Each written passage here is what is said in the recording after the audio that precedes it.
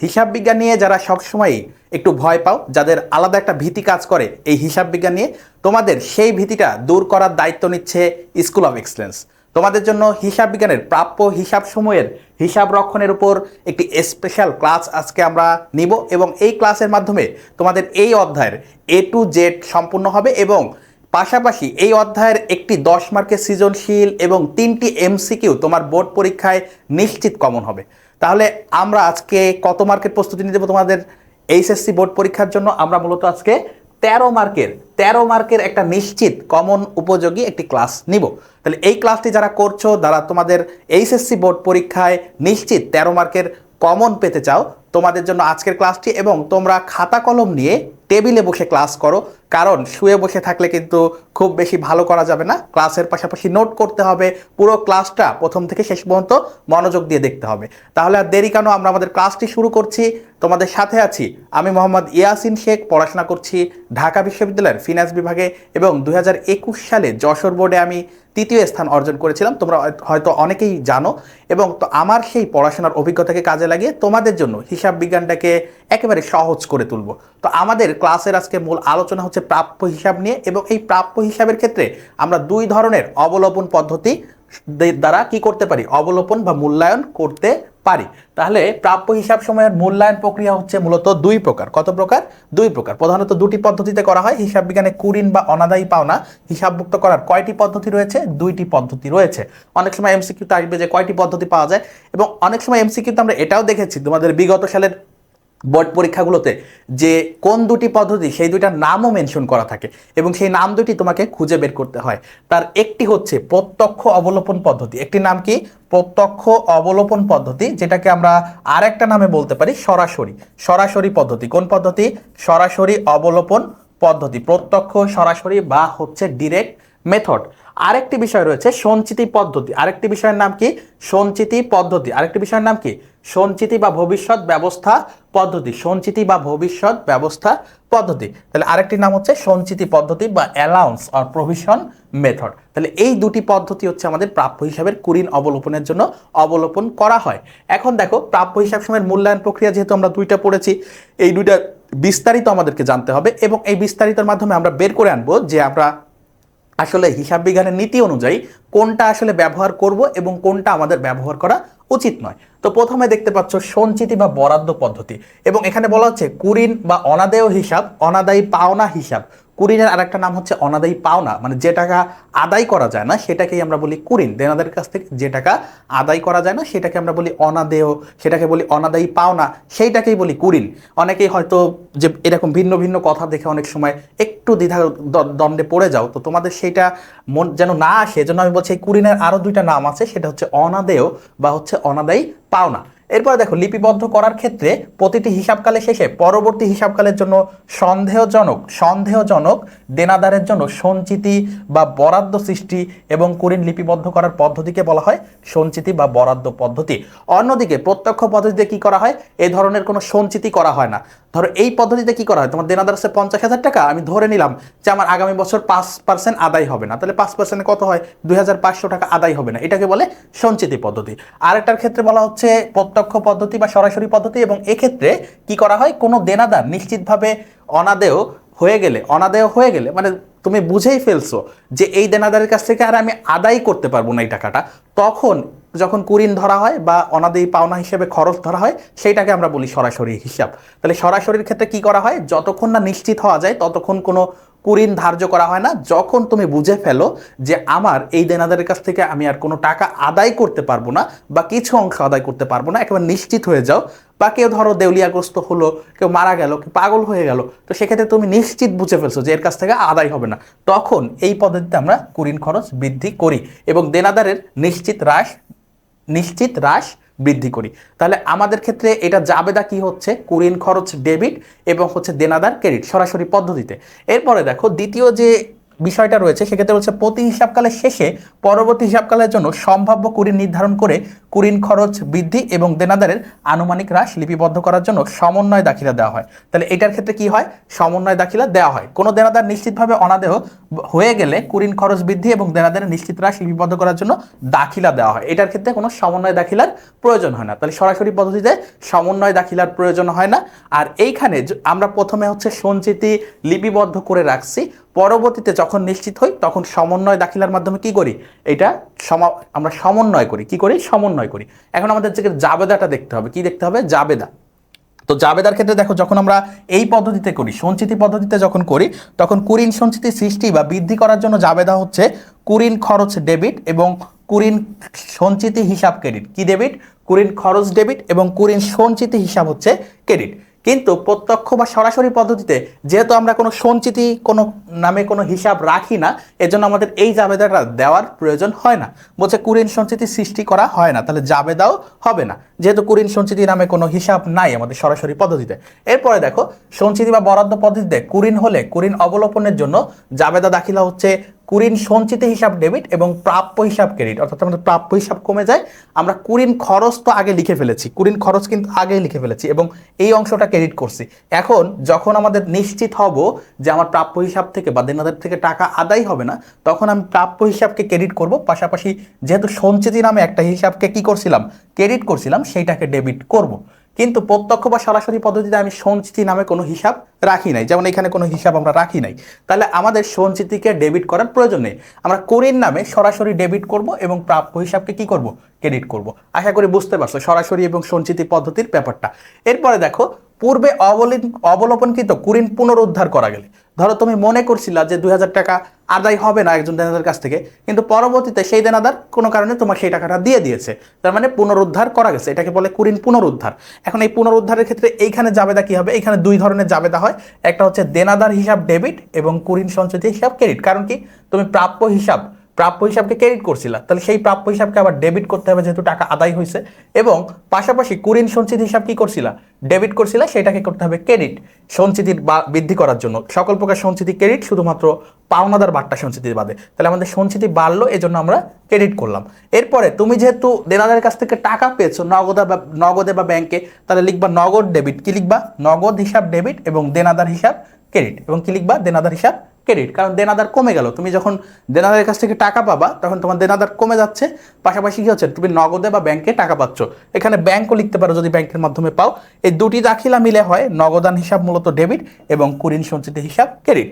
এখন যদি আমাদের প্রত্যক্ষ বা সরাসরি পদ্ধতিতে যদি কুরিন পুনরুদ্ধার হয়, সেক্ষেত্রে কি হয় দেখো, সেক্ষেত্রে আমরা নগদ টাকা পাই দেনাদারের কাছ থেকে, এই জন্য নগদান হিসাব বা ব্যাংক হিসাব আমরা ডেবিট করি।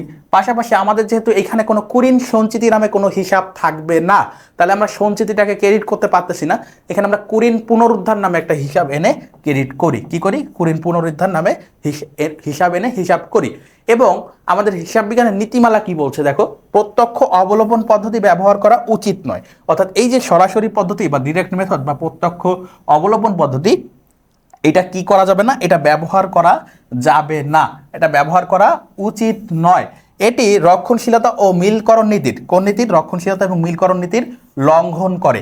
তবে কোনো প্রতিষ্ঠানে সচরাচর খুব কম পরিমাণে কুরিন হলে বস্তুনিষ্ঠতার ভিত্তিতে, কোন নীতির ভিত্তিতে, বস্তুনিষ্ঠতার নীতির ভিত্তিতে এ পদ্ধতিতে কুরিন লিপিবদ্ধ করা যেতে পারে। তাহলে স্বাভাবিকভাবে আমরা সরাসরি পদ্ধতিতে অবলোপন করব না, আমরা সঞ্চিতি পদ্ধতিতে সবসময় করব সৃজনশীলগুলো। কিন্তু কখনো যদি বস্তুনিষ্ঠতার নীতি অনুসারে আমরা করতে পারি, এই তথ্যটা তোমাদের জন্য এমসিকিউ এর জন্য গুরুত্বপূর্ণ, যে কোন নীতি অনুযায়ী সরাসরি বা প্রত্যক্ষ পদ্ধতিতে কুরিন অবলোপন করা যায়, সেটা হচ্ছে বস্তুনিষ্ঠতার নীতি। এবং সরাসরি বা আমাদের যে ডিরেক্ট মেথড বা প্রত্যক্ষ পদ্ধতি, এই পদ্ধতিতে কোন নীতি লঙ্ঘন হয়, সেটা হচ্ছে রক্ষণশীলতার নীতি এবং মিলকরণ নীতি।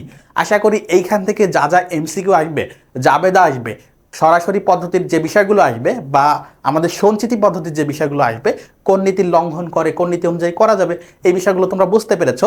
আমরা আমাদের পরবর্তী স্লাইডে যাব। তো এইখানে দেখো, দুইটা বিষয়ের পার্থক্য একসাথে যদি আমরা দেখাতে চাই, সেক্ষেত্রে কি বলছে, এমসিকিউ এর জন্য, তোমাদের এমসিকিউ এর জন্য এই স্লাইডটাও গুরুত্বপূর্ণ। বলছে অনাদায়ী পাওনা, কি বলছে, অনাদায়ী পাওনা, কি বলছে, অনাদায়ী পাওনা এবং হচ্ছে সন্দেহজনক পাওনা সঞ্চিতির পার্থক্য। দেখো অনাদায়ী পাওনা মানে হচ্ছে কুরিন বা খরচ। অনাদায়ী পাওনা মানে কি? কুরিন বা খরচ। অনাদায়ী পাওনা মানে হচ্ছে কুরিন বা খরচ। কুরিন বা হচ্ছে একটা এটা হচ্ছে একটা পরিচালন খরচ। কোন খরচ? পরিচালন খরচ। ওকে, তাহলে এই যে অনাদায়ী পাওনা এটা হচ্ছে মূলত কুরিন বা পরিচালন খরচ। আর অনাদায়ী বা সন্দেহজনক পাওনা সঞ্চিতি হচ্ছে আমাদের একটা কি? সঞ্চিতি হচ্ছে একটা বিপরীত সম্পত্তি। সঞ্চিতি কি? একটা বিপরীত সম্পত্তি, অর্থাৎ এটা হচ্ছে দেনাদারকে কমিয়ে দেয়। বিপরীত সম্পদ এটা কি? বিপরীত সম্পদ। তাহলে এইটা যেহেতু প্রাপ্য হিসাব নামক সম্পদকে কমিয়ে দেয়, এটা হচ্ছে বিপরীত সম্পত্তি। কোনো হিসাব যদি অন্য একটা হিসাবকে কমিয়ে দেয় সেটাকে আমরা বিপরীত হিসাব বলি। যেহেতু এটা প্রাপ্য হিসাবকে কমিয়ে দেয় তাহলে এটা প্রাপ্য হিসাবের বিপরীত হিসাব বা প্রাপ্য হিসাবের বিপরীত সম্পদ হিসাব, এই হিসাবে তোমরা বলতে পারো। আর কুরিনটা হচ্ছে একটা ধরনের পরিচালন খরচ এবং এটার আরেকটা নাম হচ্ছে অনাদায়ী পাওনা।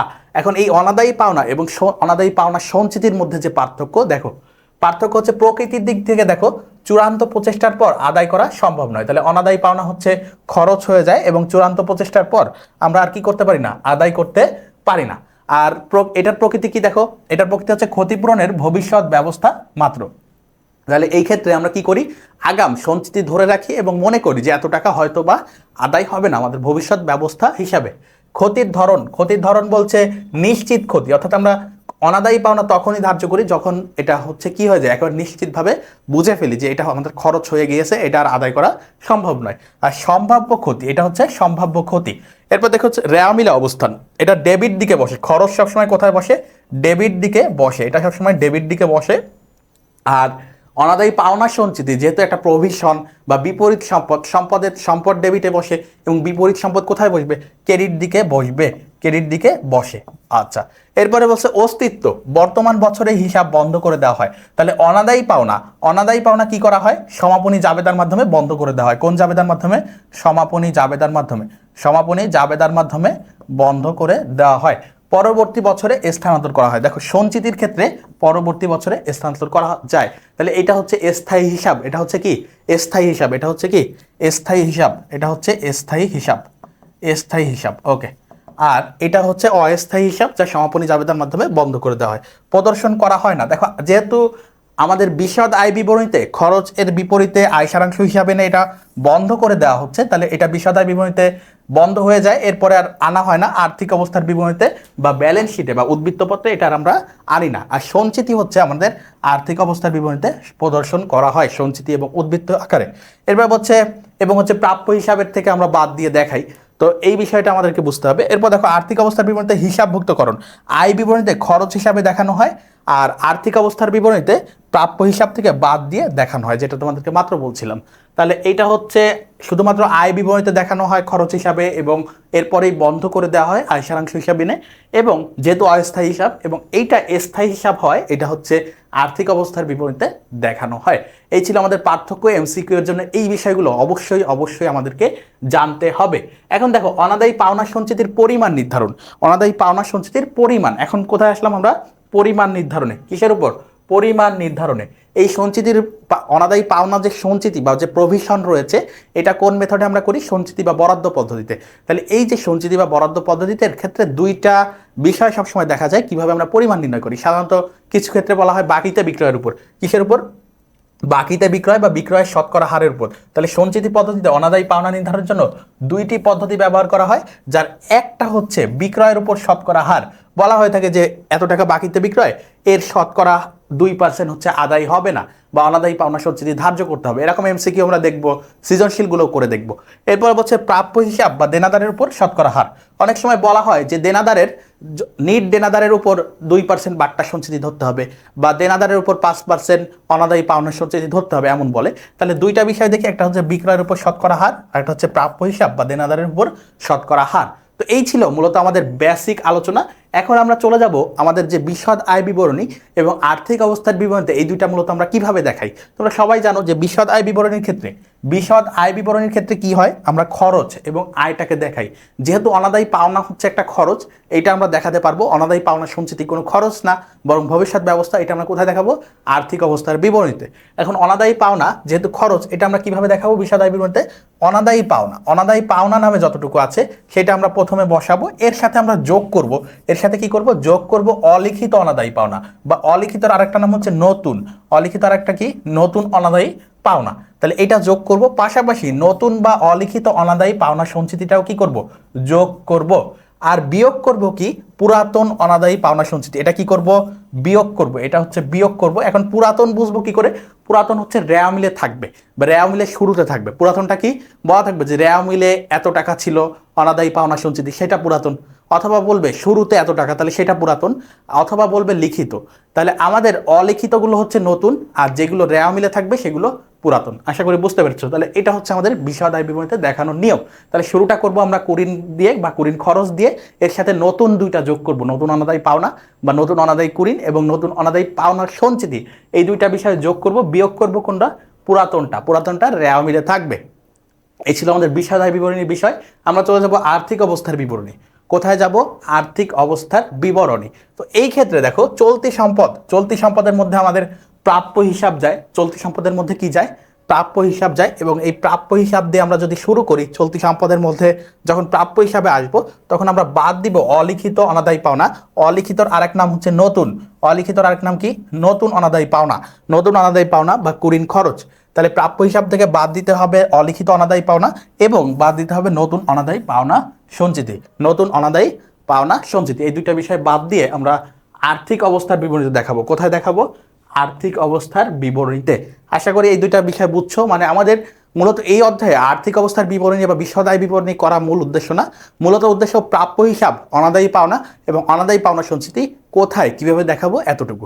তো এই ছিল আমাদের এই অধ্যায়ের মূল আলোচনা। আমরা এই অধ্যায়ের সৃজনশীলে চলে যাব। তোমাদের শুরুতেই বলেছিলাম এই অধ্যায়ের সৃজনশীল এবং এমসিকিউ তোমাদের জন্য সলভ করব।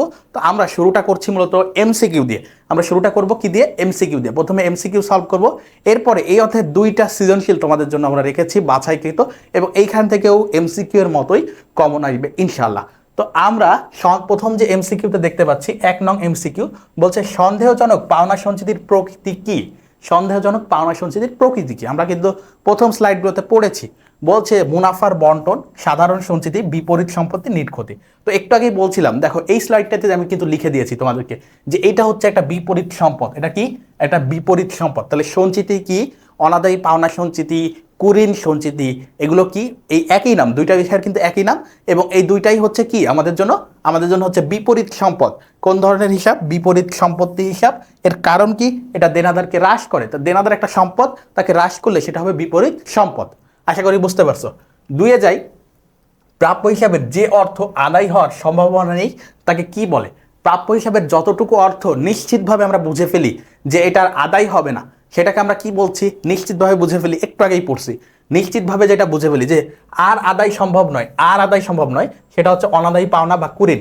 সেটা কি, অনাদায়ী পাওনা বা কুরিন, সেটা হচ্ছে অনাদায়ী পাওনা বা কি, কুরিন। তাহলে আমাদের কুরিন নামে নাই, অনাদায়ী পাওনা নামে আছে। তাহলে অ্যান্সার হচ্ছে ক। তাহলে অ্যান্সার কি, ক। আশা করি বুঝতে পারছো। 3-এ যাই, একটি কারবারের নিট বিক্রয় 8 লক্ষ টাকা। নিট বিক্রয় কত, 8 লক্ষ টাকা। ইহা অনুমান করা হয় যে নিট বিক্রয়ের 1.5%। মাত্র বলছিলাম যে দুইটা হার দিয়ে আমরা হচ্ছে অনাদায়ী পাওনা লিখতে পারি। তার একটা হচ্ছে বিক্রয়ের উপর হার, আর একটা হচ্ছে দেনাদারের উপর হার। তো এখানে বিক্রয়ের উপর হার দিয়ে বলছে, তো বলছে বিক্রয়ের 1.5% অনাদায়ী পাওনা হতে পারে যদি সমন্বয় পূর্ববর্তী অনাদায়ী পাওনা সঞ্চিতির জের হচ্ছে 15,000 টাকা হলে সমন্বয় পরবর্তী জের কত। তাহলে আমাদের এই যে সমন্বয় পূর্ববর্তী যে জের, এটা হচ্ছে পুরাতন। এটা কি, পুরাতন। আমাদেরকে নতুন জেরটা বের করতে বলছে। তাহলে পুরাতন আছে কত, 15,000 টাকা। আগেই আছে কত, পূর্বেই আছে, পূর্ব থেকেই আছে, পূর্বেই আছে 15,000 টাকা। পূর্বেই আছে কত, 15,000 টাকা।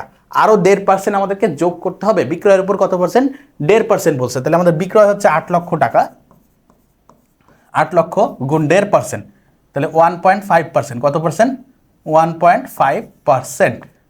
ওকে, তাহলে ক্যালকুলেটারে 8 লক্ষ টাকার 1.5% করো, দেখো অ্যান্সার কত আসে। ক্যালকুলেটারে যদি তোমরা একটু করতে পারো, ক্যালকুলেটার করো, এটার 5% আসবে সম্ভবত 12,000 টাকা। কত আসবে, 12,000 টাকা। তাহলে পূর্বেই ছিল কত, 15,000, পূর্বে ছিল 15,000, এর সাথে তোমাদেরকে 12,000 টাকা যোগ করতে হবে। তাহলে মোট কত হইল, নতুন কত হইল, দুইটা যোগফল হইল 27,000 টাকা। তাহলে অ্যান্সার হচ্ছে 27,000 টাকা। এটার অ্যান্সার কি 27,000 টাকা। 4 যাও, 1 মার্চ বা 1 মার্চ 2016 তারিখে 90 দিন মেয়াদি প্রদেয় নোটে স্বীকৃতি দেওয়া হলো। নোটটির মেয়াদ পূর্তির তারিখ কোনটি? তাহলে প্রদেয় নোট মানে আমার জন্য, আমি যদি ক্রেতা হই সেটা প্রদেয় নোট, আর যিনি বিক্রি করছে তার জন্য প্রাপ্য নোট, যিনি বিক্রেতা আছে তার জন্য কি প্রাপ্য নোট। তো প্রদেয় নোট বলুক বা প্রাপ্য নোট বলুক, এবং আমাদের মূল বিষয় হচ্ছে মেয়াদ পূর্তির তারিখ নির্ণয়। এখানে কোনটি মূল বিষয়? মেয়াদ পূর্তির তারিখ নির্ণয় করা।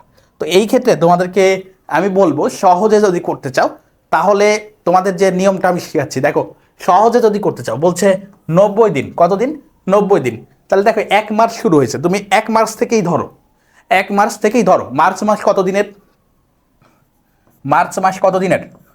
মার্চ মাস হচ্ছে 31 দিনের। ওকে, যোগ 31 যোগ এপ্রিল মাস কত দিনের? এপ্রিল মাস কত দিনের? এপ্রিল মাস কত দিনের বলো তো একটু? এপ্রিল মাস হচ্ছে আমাদের 30 দিনের। এপ্রিল মাস 30 দিনের। তাহলে এই দুইটা যোগ করলে কত হয়? এই দুইটা যোগ করলে কত হয়? 61। আমাদের আরো কত লাগবে? 29 দিন লাগবে। আরো কত দিন লাগবে? 29 দিন। তাহলে মে মাসের আমাদের 29 দিন লাগবে। মে মাসের কত দিন লাগবে? 29 দিন লাগবে। তাহলে আমাদের এই যে মে মাসের 29 দিন যোগ করলাম, তাহলে মের 29 আসলো। পাশাপাশি একটা ফর্মুলা তোমাদেরকে শিখাই দিই, এর সাথে তোমরা 1 যোগ করে নিবা। যেহেতু প্রথম দিনটা তোমরা কাউন্ট করছো, যেহেতু 1 মার্চ তোমরা কাউন্ট করছো, 1 মার্চ থেকে কাউন্ট করে মার্চের পুরাটা হয়েছে 31 দিন, প্লাস এপ্রিলের 30 দিন, মের 29 দিন, এর সাথে তোমাদেরকে 1 যোগ করতে হবে। কত যোগ করতে হবে? এই তিনটা বিষয়ের সাথে 1 যোগ করতে হবে। কত যোগ করতে হবে? 1 যোগ করতে হবে। এক্সট্রা 1 যোগ করবা। এক্সট্রা কত যোগ করবা? 1। এক্সট্রা 1 যোগ করবা। এক্সট্রা 1 যোগ করবা, যোগ 1 যোগ 1। ওকে, তাহলে কত হচ্ছে? দেখো মের 29 পর্যন্ত চলে গেছো, 1 যোগ করলে কত হয়? মে 30। কত হয়? মে 30। তাহলে অ্যান্সার হবে মে 30। অ্যান্সার কি হবে? মে 30। অ্যান্সার হবে আমাদের মে 30। তাহলে এখানে দেখো মে 30 কোথায় আছে? খতে। মে 30 কোথায় আছে? খতে। আশা করি বুঝতে পারছো। তাহলে তোমরা শুরুর দিনটা যদি ধরো, এই 1 তারিখ যদি ধরো, তাহলে তোমাদেরকে শেষে যে 1 যোগ করতে হবে। আর শুরুর দিনটা যদি বাদ দাও তাহলে শেষে 1 যোগ করার প্রয়োজন নেই। এটা হচ্ছে সহজ কথা। এই মেয়াদ পূর্তির তারিখ নির্ণয়ের ক্ষেত্রে এইটা হচ্ছে সহজ কথা, যে শুরুর দিন যদি তুমি ধরো তাহলে তোমাকে শেষে 1 যোগ করতে হবে। শুরুর দিন বাদ দিয়ে গণনা করলে তোমাকে শেষে 1 যোগ করা লাগবে না। এবং প্রত্যেকটা মাস কত দিনে, এটা কিন্তু তোমাকে খেয়াল রাখতে হবে। তো এই ছিল আমাদের এই মেয়াদ পূর্তির তারিখের বিষয়। 5-এ যাবো আমরা। কুরিন সঞ্চিতির পরিমাণ 2,000 টাকা। কুরিন সঞ্চিতির পরিমাণ কত? 2,000 টাকা। রেওয়া মিলে কুরিন সঞ্চিতির পরিমাণ দেওয়া আছে 6,000 টাকা। তাহলে এটা হচ্ছে কুরিন সঞ্চিতির পরিমাণ 2,000 টাকা, রেওয়া মিলে দেওয়া আছে 6,000 টাকা। নতুন কুরিন সঞ্চিতির পরিমাণ কত? তাহলে দেখো রেওয়া মিলে দেওয়া আছে মানে কি, তোমাদের কি বলছিলাম, রেওয়া মিলে দেওয়া আছে মানে এটা পুরাতন, এটা পুরাতন কুরিন সঞ্চিতি। আর এই বছরে যেটা হয়েছে এটা হচ্ছে নতুন। এটা কি? নতুন। তাহলে বছর শেষে কত হবে, বা নতুন কুরিন সঞ্চিতির পরিমাণ কত হবে? এই দুইটার যোগফল। বছর শেষে কত হবে? এই দুইটার যোগফল। নতুন কুরিন সঞ্চিতির পরিমাণ কত হবে? এই সবগুলোর যোগফল, পুরাতন আর নতুনটার যোগফল। দুইটাই কিন্তু সঞ্চিতি। দেখো দুইটাই কিন্তু কি, এইখানেও সঞ্চিতি বলতেছে, এইখানেও কি বলতেছে? সঞ্চিতি বলতেছে। তাহলে এই দুইটার যোগফল। তাহলে 6 আর 2 কত? 8, বা 2 আর 6 হচ্ছে 8,000 টাকা। কত টাকা? 8,000 টাকা। তাহলে আমাদের অ্যান্সার হবে 8,000 টাকা। অ্যান্সার কত হবে? 8,000 টাকা। এটার ঘ হচ্ছে অ্যান্সার। এটার অ্যান্সার কি? ঘ। এরপরে 6 আসো, প্রাপ্য হিসাব 30,000 টাকা। প্রাপ্য হিসাব কত? 30,000 টাকা। মোট অনাদায়ী পাওনার পরিমাণ 6,000 টাকা। মোট অনাদায়ী পাওনার পরিমাণ কত? 6,000 টাকা। অবশিষ্ট প্রাপ্য হিসাবের উপর 10% বাট্টা সঞ্চিতি ধরা হলে বাট্টা সঞ্চিতির পরিমাণ কত? বলছে রেওয়া মিলে অনাদায়ী পাওনা 4,000 টাকা। তাহলে প্রাপ্য হিসাব হচ্ছে 30,000 টাকা, অনাদায়ী পাওনার পরিমাণ 6,000 টাকা। রেওয়া মিলে ছিল মানে হচ্ছে পুরাতন। রেওয়া মিলে ছিল মানে কি? পুরাতন। রেওয়া মিলে ছিল মানে হচ্ছে পুরাতন। ওকে, এটা হচ্ছে পুরাতন অনাদায়ী পাওনা। পুরাতন অনাদায়ী পাওনা। কিন্তু আমরা আমাদের যে নতুন যে বিষয়গুলো আছে সেইগুলো সব যোগ করে দেখলাম, এখন হয়েছে 6,000 টাকা। এখন কত হয়েছে? এখন হয়েছে 6,000 টাকা। এখন হয়েছে 6,000 টাকা। তাহলে এই বছরের কতটুকু হয়েছে নতুন? 2,000 টাকা। তাহলে নতুন হয়েছে 6,000, আগে ছিল 4,000, আগে ছিল 4,000। তাহলে মোট নতুনের পরিমাণ কত, বা এই বছরের কুরিনের পরিমাণ কত? নতুন কুরিন হচ্ছে 2,000 টাকা। নতুন কুরিন কত? 2,000 টাকা। নতুন কুরিন কত? 2,000 টাকা। নতুন কুরিন হচ্ছে 2,000 টাকা। তাহলে এইটা আমরা প্রাপ্য হিসাব থেকে বাদ দিব। এটা আমরা কি করব? প্রাপ্য হিসাব থেকে বাদ দিব। প্রাপ্য হিসাব কত? 30,000। প্রাপ্য হিসাব 30,000। ওইখান থেকে আমরা নতুন কুড়িন যেটা আছে এটা বিয়োগ করব। তাহলে নতুন কুড়িন 2000 টাকা বাদ দিব, তাহলে কত হয় 28,000 টাকা। কত হচ্ছে 28,000 টাকা। তাহলে এই 28,000 টাকা হচ্ছে আমাদের নেট প্রাপ্য হিসাব। এই 28,000 টাকা কি নেট প্রাপ্য হিসাব, আমি একটু লিখে দিই এখানে, নেট প্রাপ্য হিসাব। এই 28,000 টাকা হচ্ছে নেট প্রাপ্য হিসাব। তাহলে এই নেট প্রাপ্য হিসাবের উপর আমাকে এই 10% বাট্টা সঞ্চিতি ধরতে হবে। তাহলে নেট প্রাপ্য হিসাব, তাহলে বাট্টা সঞ্চিতি কিসের উপর ধরতে হয়, নেট প্রাপ্য হিসাবের উপর। তাহলে আমাদের বাট্টা সঞ্চিতি কত হবে, দেখো বাট্টা সঞ্চিতি কিসের উপর কাটতে হয়, বাট্টা সঞ্চিতি লিখে রাখো খাতায়, বাট্টা সঞ্চিতি সবসময় নেট প্রাপ্য হিসাবের উপর কাটতে হয়। নেট প্রাপ্য হিসাব কত হয়েছে 28,000, এইটার উপর 10% যে হার দেওয়া থাকবে সেটা কাটতে হবে। তাহলে 28,000 গুণ 10%, তাহলে কত হয় 2800, 2,800 বলছে কত, বাট্টা সঞ্চিতির পরিমাণ কত 2,800 অপশন গতে আছে। তাহলে অ্যান্সার হবে 2,800। আশা করি বুঝতে পারছো। একটু ধীরে ধীরে বোঝার চেষ্টা করো, তাহলে এই বিষয়গুলো একেবারে সহজে ধরতে পারবে। এবং তোমার এমসিকিউ, এই অধ্যায়ের এমসিকিউ না হইলে যে সমস্যাগুলো হবে, আমাদের এ প্লাস থেকে এ হয়ে যাওয়ার বা এ মাইনাস হয়ে যাওয়ার মূল কারণ হচ্ছে এমসিকিউ ঠিক মতো আমরা সলভ করতে পারি না। তো এই এমসিকিউ অবশ্যই গুরুত্বের সাথে প্রত্যেকটা অধ্যায়ের এমসিকিউ সলভ করতে হবে। তোমার কাছে যে অধ্যায়ের সিকিউ কঠিন লাগে সেটার 2-1টা চ্যাপ্টার তুমি বাদ দিতে পারো। যেহেতু ফুল সিলেবাসে পরীক্ষা হচ্ছে, তোমাকে প্রত্যেকটা চ্যাপ্টার গুরুত্ব দিতে হবে এবং এ প্লাস নিশ্চিত করার জন্য, ভালো ফলাফল করার জন্য, একটা ভালো গ্রেড তোলার জন্য কোনো অধ্যায়ের এমসিকিউ বাদ দেওয়া যাবে না। কোনো অধ্যায়ের কি করা যাবে না, এমসিকিউ বাদ দেওয়া যাবে না। আশা করি বুঝতে পারছো। তাহলে এমসিকিউ আমরা কোনো অধ্যায়ের বাদ দিব না। সিকিউ চাইলে আমি 2-1টা অধ্যায় স্কিপ করতে পারি, কারণ আমার সিকিউ এর ক্ষেত্রে অপশন আছে, 11টা থেকে 7টা আমার লিখতে হবে, 2টা ম্যান্ডেটরি সহ। কিন্তু এমসিকিউ তো তুমি 30টাই করতে হবে। তাহলে কোনো অধ্যায়ের এমসিকিউ যদি বাদ দাও সেক্ষেত্রে কিন্তু তুমি বিপদে পড়বা, তোমার রেজাল্ট ডাউন হবে, তোমার গ্রেড ডাউন হবে। আশা করি বুঝতে পারছো কথাগুলো। সাথে আসো, অনাদায়ী পাওনা সঞ্চিতি 5,000 টাকা।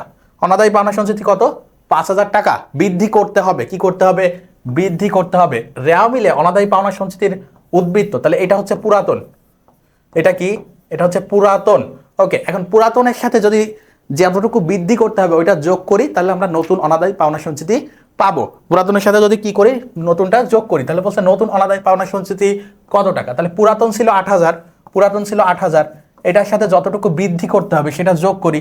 বৃদ্ধি মানে যোগ, বৃদ্ধি মানে কি যোগ, তাহলে যোগ করতে হবে কত 5,000টা যোগ করলে আমরা কি পাবো, নতুনটা পেয়ে যাব, নতুন অনাদায়ী পাওনা সঞ্চিতি পেয়ে যাব। নতুন অনাদায়ী পাওনা সঞ্চিতি কত, 13,000 টাকা। কত টাকা, 13,000 টাকা। তাহলে অ্যান্সার হচ্ছে 13,000 টাকা। অ্যান্সার কি 13,000 টাকা। ওকে, 8-এ আসো, নোটিং চার্জ কি, নোটিং চার্জ কি, নোটিং চার্জ কি।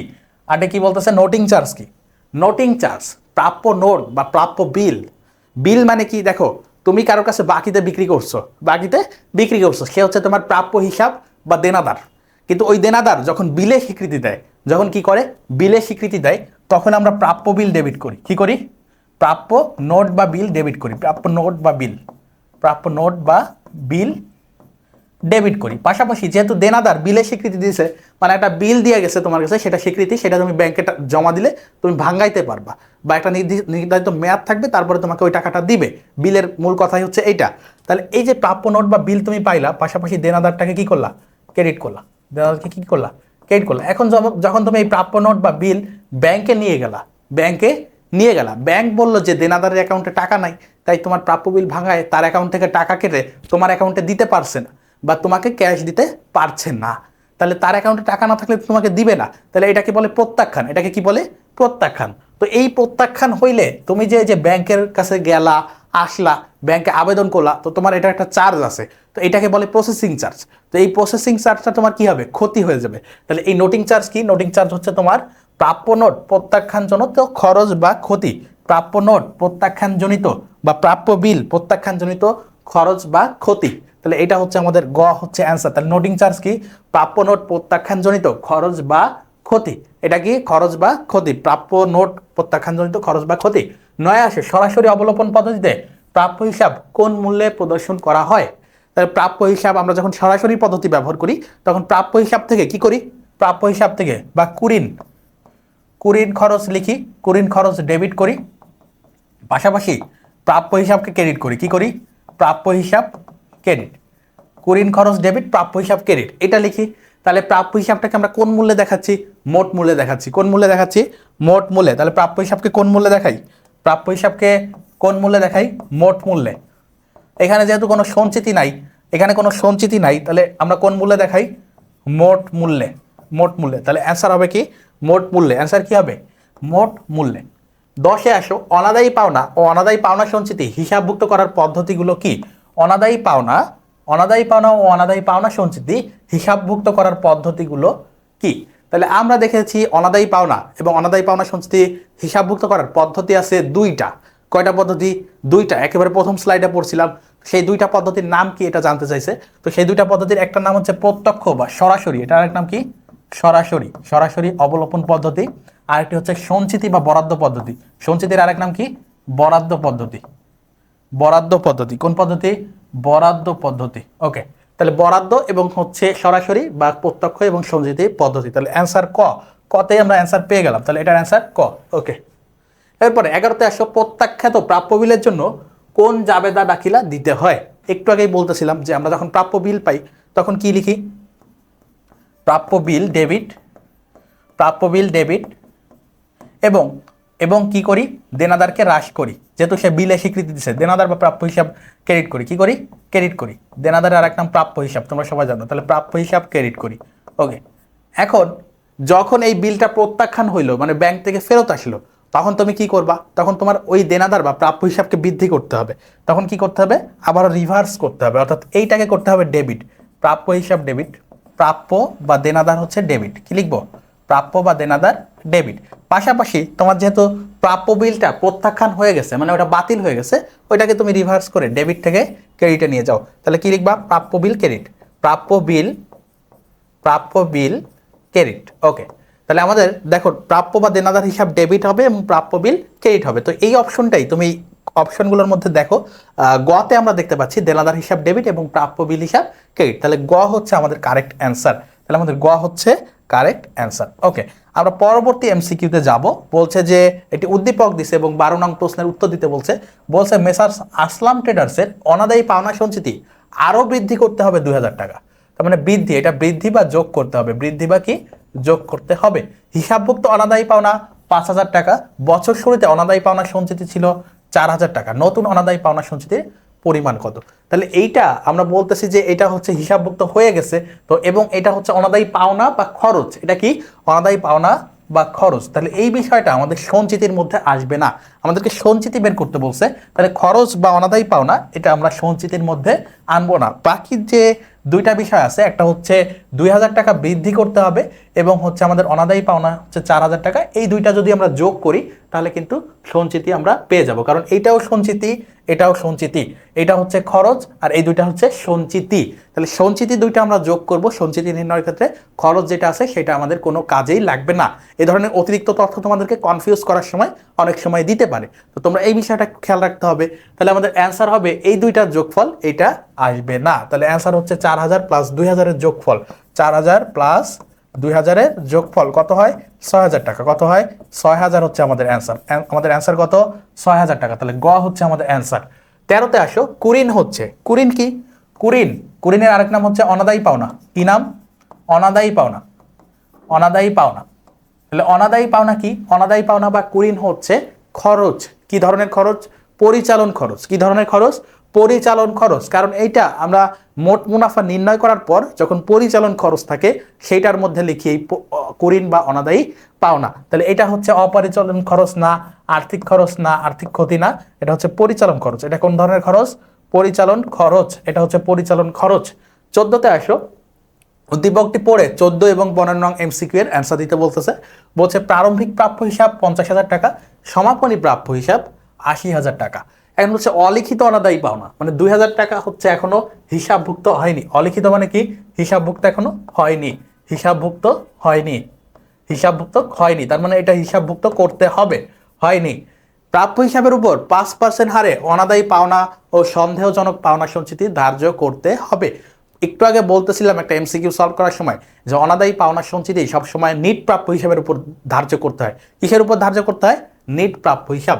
এখন নিট প্রাপ্য হিসাব আমাদেরকে বের করতে হবে। নিট প্রাপ্য হিসাব কি বের করতে হবে? নিট প্রাপ্য হিসাব। তাহলে নিট প্রাপ্য হিসাব দেখো এখানে প্রারম্ভিক আমাদের কোনো কাজে লাগতেছে না। প্রারম্ভিক দিয়ে আমি কি করব? আমি তো প্রাপ্য হিসাব সময় নিট বা সমাপনী যেটা আছে সেটা নিব। তাহলে সমাপনীটা কত দেখো? ৮০,০০০। ৮০,০০০ সমাপনীটা কত? ৮০,০০০।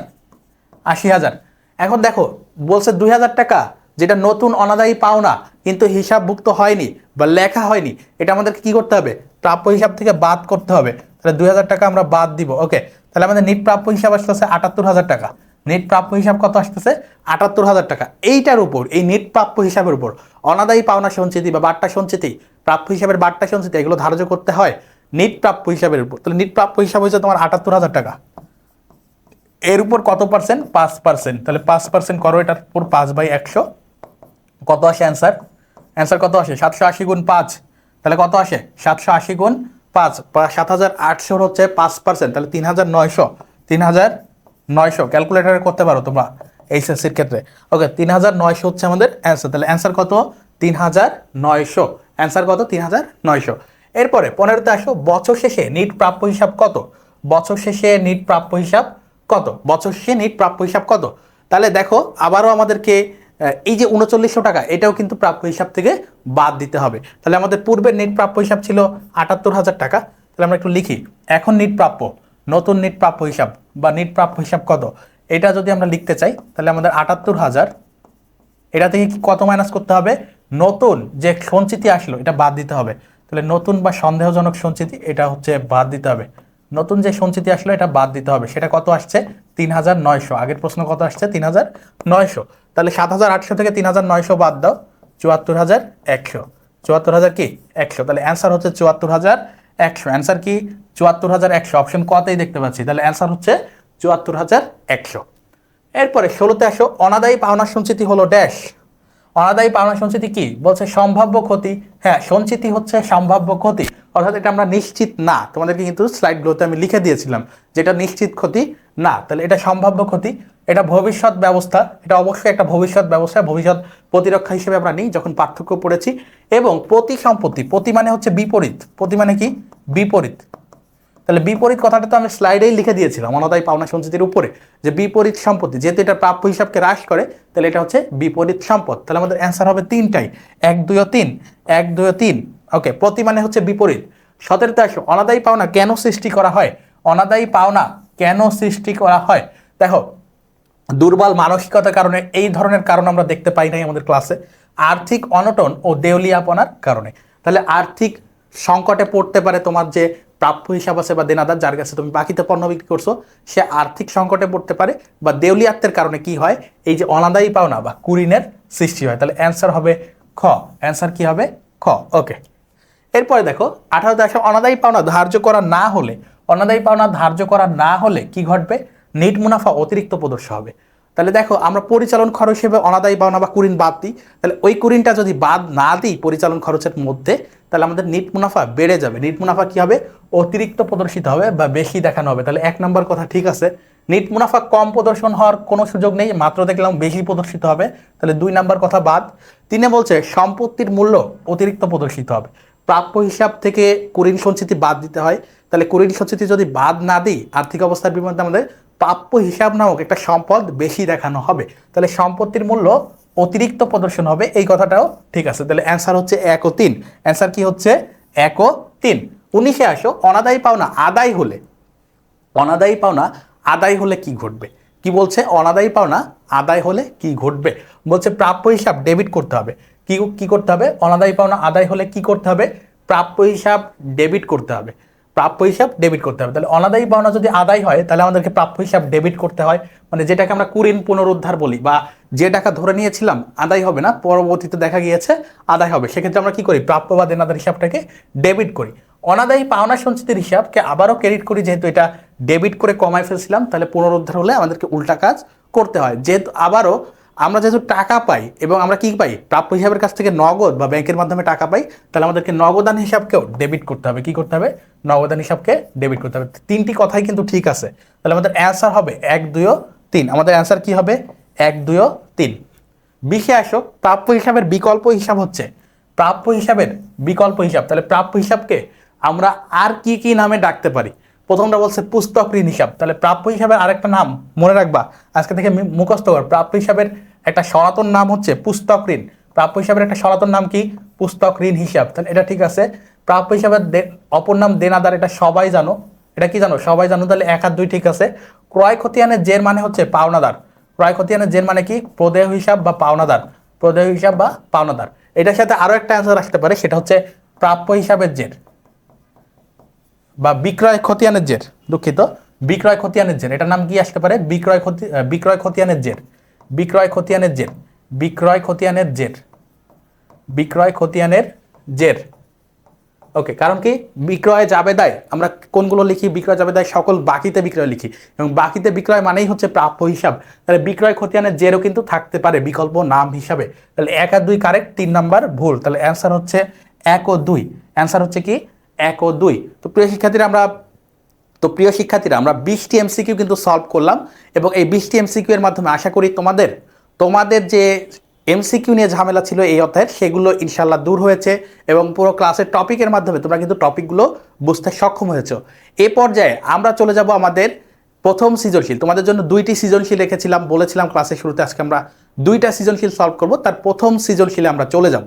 তো 1 নং সৃজনশীলের উদ্দীপকে কি আছে দেখো। বলছে 2018 সালের 1 জানুয়ারি 2018 সালের 1 জানুয়ারি তারিখে রূপালী লিমিটেডের অনাদায়ী পাওনা সঞ্চিতির পরিমাণ। অনাদায়ী পাওনা সঞ্চিতির পরিমাণ, তাহলে এটা হচ্ছে পুরাতন। এটা কি? পুরাতন অনাদায়ী পাওনা সঞ্চিতি। এটা হচ্ছে পুরাতন অনাদায়ী পাওনা সঞ্চিতি। 31 ডিসেম্বর 2018 তারিখে প্রাপ্য হিসাবের উদ্বৃত্ত 41,500 টাকা। তাহলে এটা হচ্ছে সমাপনী দেনাদারের উদ্বৃত্ত। তাহলে এখান থেকে আমরা নেট দেনাদারে যাইতে পারবো। তাহলে এটা হচ্ছে সমাপনী। অবলোপনকৃত অনাদায়ী পাওনার পরিমাণ 2500 টাকা। তাহলে এইটা হচ্ছে নতুন, তবে এটা হিসাবভুক্ত হয়ে গেছে। এরপর হচ্ছে অলিখিত অনাদায়ী পাওনা 2000 টাকা। তাহলে এইটাও নতুন। এটাও কি? নতুন অনাদায়ী পাওনা। প্রাপ্য হিসাবের উপর 10% অনাদায়ী পাওনা সঞ্চিতি রাখতে হবে। তাহলে নিট প্রাপ্য হিসাবের উপর আমাদের এই 10% অনাদায়ী পাওনা সঞ্চিতি ধরতে হবে। এখন প্রথমে বলছে নতুন অনাদায়ী পাওনা সঞ্চিতি নির্ণয় করো। নতুন অনাদায়ী পাওনা সঞ্চিতি নির্ণয় করো। তাহলে নতুন অনাদায়ী পাওনা সঞ্চিতি নির্ণয় করার ক্ষেত্রে আমরা কি করতে পারি? আমাদের যে প্রাপ্য হিসাব আছে 41,500 টাকা, সেটা থেকে আমরা কি করব? সেটা থেকে আমরা হচ্ছে যতটুকু বাদ দেওয়া হয়নি, দেখো এইটা কিন্তু অবলোপনকৃত, তার মানে এটা লেখা হয়ে গেছে, এটা লিখিত, এটা লিপিবদ্ধকৃত। আর এই যে দেখো, এটা নতুন তবে লিপিবদ্ধকৃত, কিন্তু এই 2000 টাকা এখনো অলিখিত আছে। তাহলে এটা আমাদেরকে বাদ দিতে হবে। তাহলে যতটুকু বাদ দিতে হবে সেটা আমরা বাদ দিব, যেটা লিখে ফেলছি সেটা বাদ দিব না। তাহলে 41,500 থেকে আমরা 2000 বাদ দিব। তাহলে নতুন অনাদায়ী পাওনা সঞ্চিতির পরিমাণ নির্ণয় লিখবো। এক্ষেত্রে আমাদেরকে প্রথমে নিট প্রাপ্য হিসাব বের করে নিতে হবে। তাহলে নিট প্রাপ্য হিসাবটা আমরা কি করতে পারি? আমাদেরকে লিখতে হবে প্রাপ্য হিসাব।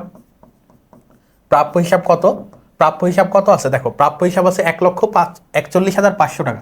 41,500 টাকা। তাহলে আমরা 41,500 লিখি। 41,500, সেইটা থেকে আমাদেরকে অলিখিত অনাদায়ী পাওনা বাদ দিতে হবে। অলিখিত অনাদায়ী পাওনা অলিখিত অনাদায়ী পাওনা বাদ দিতে হবে। কত টাকা? 2000 টাকা। 2000 টাকা আমাদেরকে বাদ দিতে হবে। 2000 টাকা আমাদেরকে বাদ দিতে হবে। তাহলে কত আসে? 39,500 টাকা। কত আসে? 39,500। এটা হচ্ছে নিট প্রাপ্য হিসাব। এটা কি? নিট প্রাপ্য হিসাব।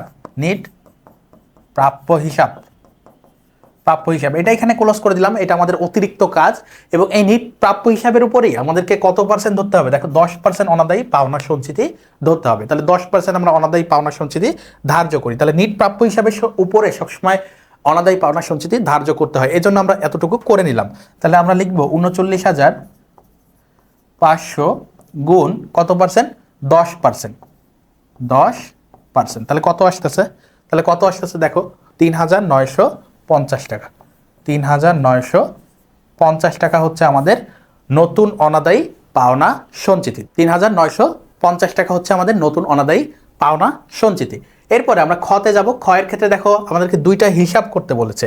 কি করতে বলেছে? অনাদায়ী পাওনা হিসাব এবং অনাদায়ী পাওনা সঞ্চিতি হিসাব। তাহলে একটা হচ্ছে আমাদের খরচ, আর একটা হচ্ছে অনাদায়ী পাওনা সঞ্চিতি হিসাব। তাহলে খরচের ক্ষেত্রে আমরা সবগুলো খরচ যোগ করব। খরচের ক্ষেত্রে কি করব?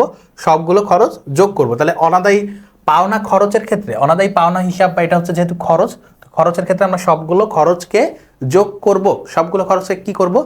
যোগ করব। তাহলে দেখো আমরা যদি একটু গণনা করে নিই তাহলে আমাদের কিন্তু সুবিধা হবে। তাহলে আমরা একটু গণনা কার্য করি ক্ষয়ের জন্য একটু গণনা কার্য করব। সেটা হচ্ছে দেখো বলছে সঞ্চিতির পরিমাণ, আমরা তো সঞ্চিতি নিয়ে কাজ করছি না, তাহলে এটা লাগবে না। বলছে প্রাপ্য হিসাবের উদ্বৃত্ত দেওয়া আছে অবলোপনকৃত অনাদায়ী পাওনা, তাহলে আমাদের 2500 টাকা হচ্ছে অবলোপনকৃত অনাদায়ী পাওনা। এর সাথে অলিখিতটা আমরা যোগ করব, এর সাথে কি করব, অলিখিতটা আমরা যোগ করব। কি করব, অলিখিতটা আমরা যোগ করব। তাহলে আমরা লিখতে পারি, আমরা কি লিখতে পারি, অনাদায়ী পাওনা কত আছে, অনাদায়ী পাওনা, লিখিত অনাদায়ী পাওনা লিখো তোমরা, লিখিত অনাদায়ী পাওনা কত আছে 2000 টাকা। দেখো লিখিত অনাদায়ী পাওনা আছে কিন্তু কত টাকা, অবলোপনকৃত হচ্ছে 2500 টাকা। আচ্ছা 2500 এর সাথে হচ্ছে আমরা কি লিখবো, অলিখিত অনাদায়ী পাওনা, অলিখিত অনাদায়ী, এখানে পাওনা লেখা হয় নাই, পাওনা, অনাদায়ী পাওনা সেটা কত টাকা, 2000 টাকা। সেটা কত, 2000 টাকা। তাহলে অলিখিত আছে আমাদের 2000, তাহলে এই দুইটা আমরা যোগ করলাম, এই দুইটা কি করব, যোগ করব। তাহলে কত আসে, 4500 টাকা। এর সাথে আমাদের কি যোগ হবে, খরচ হিসাবে আরো কি করতে হবে, অনাদায়ী পাওনা সঞ্চিতি রাখতে হবে 10%, যেটা আমরা ক হতে বের করেছি। ক হতে কত বের করেছি, ক হতে দেখো কত বের করেছি, কত বের করেছি 3950 টাকা। এটাও আমাদেরকে যোগ করতে হবে। যোগ, এখানে লিখতে পারো যোগ, কি লিখতে পারো যে নতুন অনাদায়ী পাওনা সঞ্চিতি, নতুন অনাদায়ী পাওনা সঞ্চিতি, ওকে, নতুন অনাদায়ী পাওনা সঞ্চিতি। তাহলে এটা হচ্ছে ক হতে, এটা হচ্ছে ক হতে প্রাপ্ত। তাহলে এটা আমরা যোগ করব 3950 টাকা। তাহলে এই দুইটা একটু যোগ করো, 4500 যোগ 3950, 4500 যোগ 3950, তাহলে 8450। কত আসতেছে, 8450।